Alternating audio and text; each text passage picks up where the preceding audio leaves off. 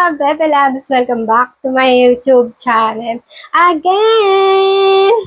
So ayan mga ka-Bebe Labs, ilang buwan akong hindi nakapag-vlog at ilang buwan din akong hindi nakapagturo sa inyo. Halata namang na-miss ko kayo, no? At halata namang na-miss ko ding magturo sa inyo. So ayan mga ka-Bebe Labs, hindi na ako magpapaligoy-ligoy pa. Ide-direkta ko na kayo at alam ko namang alam nyo na ang aking ituturo sa inyo at nabasa nyo naman na kung ano yon.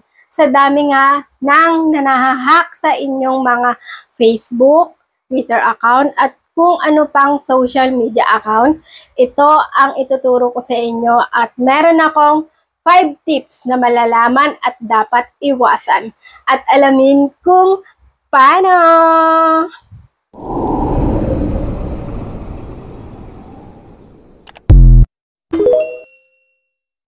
Paano nga ba maiiwasan ang pag-hack ng Facebook or ibang social media account natin? Ito ang dapat ninyong panoorin at huwag i-skip ang video na ito para walang ma-miss sa tutorial na ituturo ko sa inyo.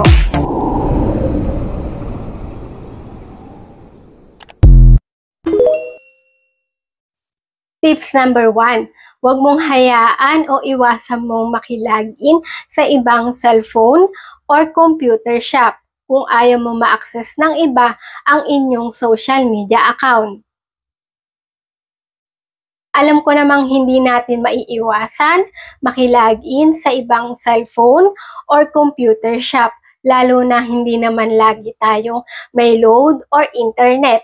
Ang pwedeng iwasan na lang natin ay huwag nating hayaan na ibigay ito habang nakalagin pa ang inyong social media account.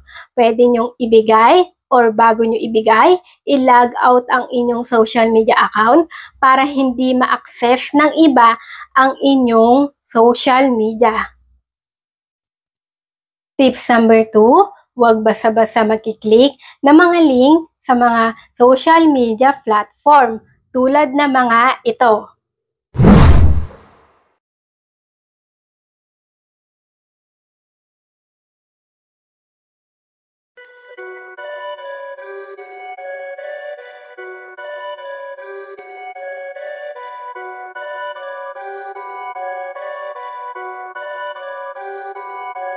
Dahil ang mga link ngayon ay pwede nang ma-access ang inyong mga social media account. Kaya kung pwede iwasan ang mag-click ng mga link ay gawin ito para hindi ma-hack ang inyong mga Facebook, Twitter at kung anumang social media ang meron kayo. Tips number 3, lagi niyong i-secure ang inyong social media email account nyo. Tulad nito.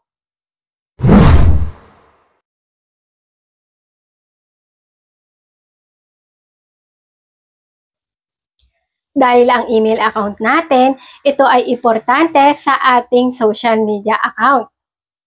At kung wala ka namang email account at number lang, ay dapat itong i-secure din.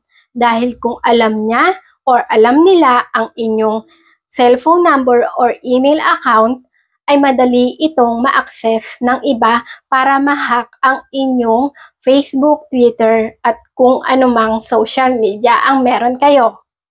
Tips number 4, lagi niyong i-check ang privacy check app sa inyong Facebook or sa ibang social media account tulad ng mga ito.